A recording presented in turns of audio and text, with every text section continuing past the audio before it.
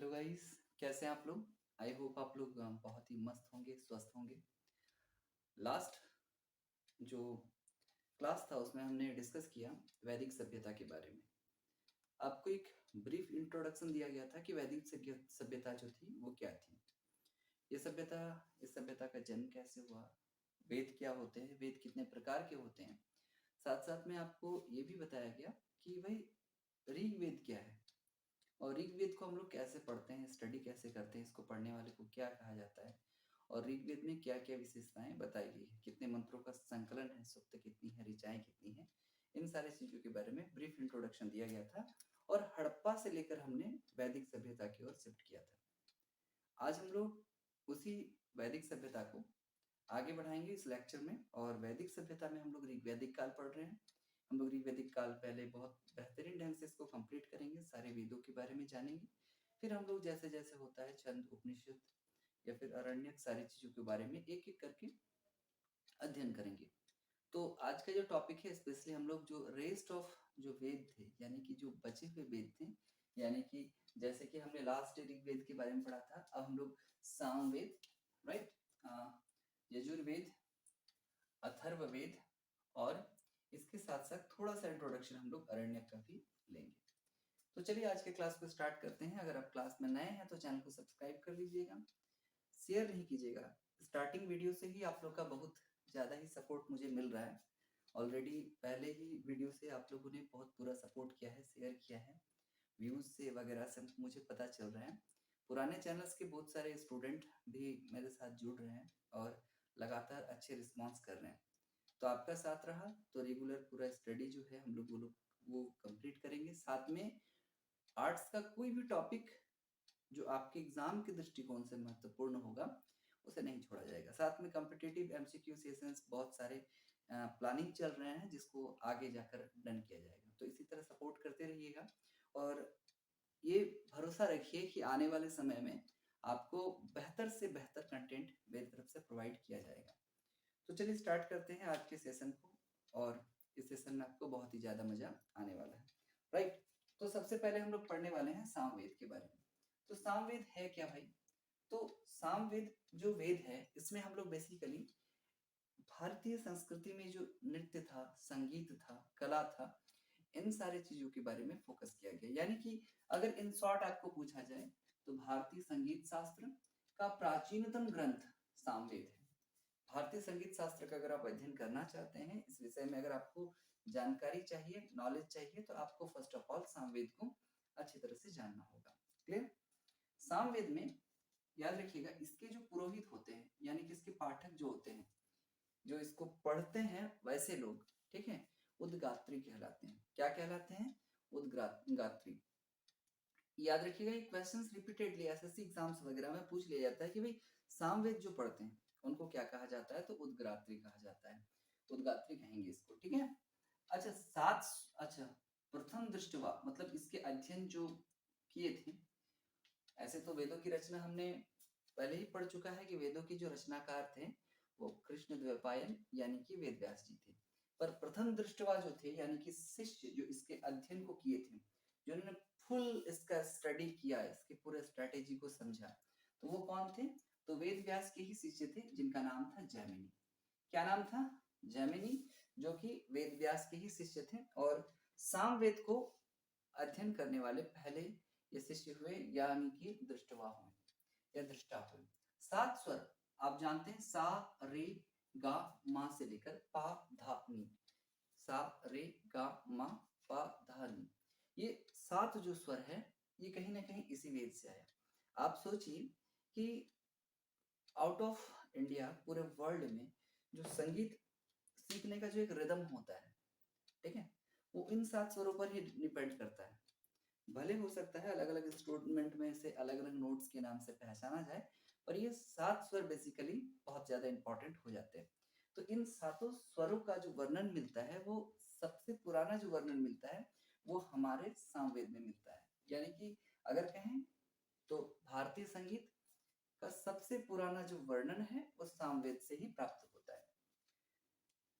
सामवेद और अथर्ववेद ये 2 वेद हैं जिसका कोई अरण्यक नहीं है। याद रखिएगा, कोई अरण्यक नहीं है।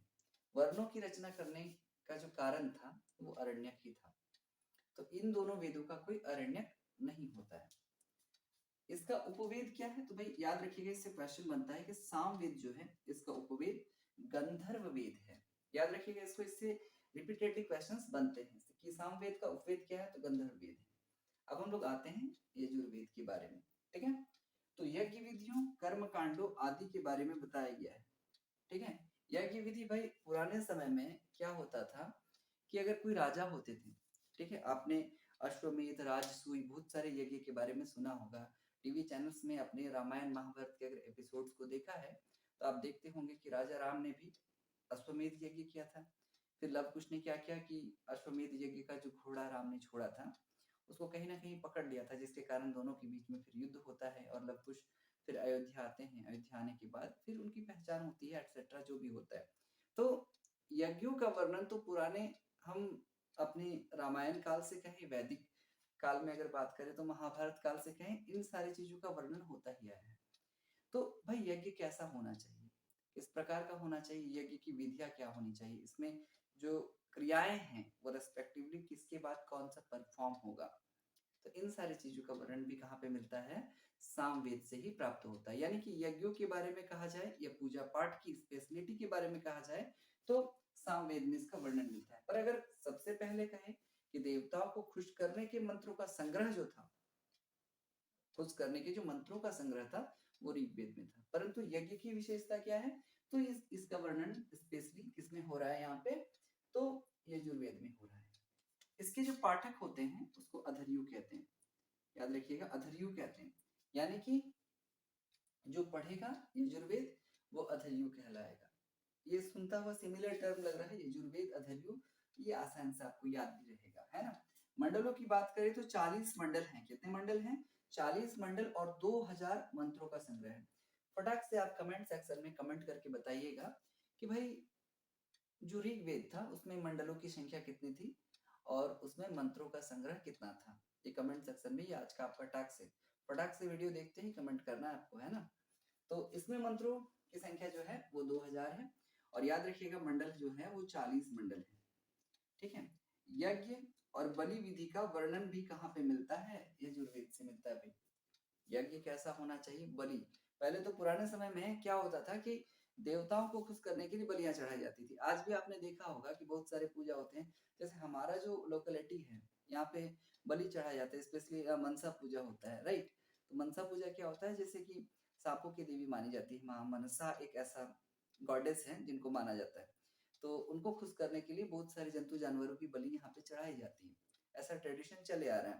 हालांकि खाते तो लोग ही हैं पर चढ़ाते तो भगवान के नाम पे हैं। तो भाई बलि कैसा होना चाहिए, किस प्रकार से बलि की प्रथा होगी, किस दिन बलि होगा, सुबह होगा, शाम होगा, दोपहर होगा, तो सारा का सारा बलि की प्रथाओं का वर्णन भी जो है ना वो हमें कहाँ से प्राप्त होगा? तो यजुर्वेद से प्राप्त होगा। इस चीज को आप लोग थोड़ा सा ध्यान में रखिएगा कि यजुर्वेद में बलि की प्रथाओं का भी वर्णन प्राप्त होता है। हाथी के पालन का उल्लेख भी मिलता है। भाई गजब की बात है, यहाँ तो लोगों को बकरी और मुर्गे पालने से फुर्सत नहीं है। और देखिए, और इस वेद में कहता है कि हाथी के पालने का भी वर्णन इसी वेद से प्राप्त होता है। तो आप सोच सकते हैं इस वेद की महिमा कैसी है ना। तो पुराने समय की जो भी, मुझे लगता है कि एंशिएंट टाइम का जो हमारा सिविलाइजेशन था, जो हमारा सोसाइटी था ना, वो कहीं ना कहीं हमें स्पिरिचुअलिटी से डायरेक्ट कनेक्ट कर देता था।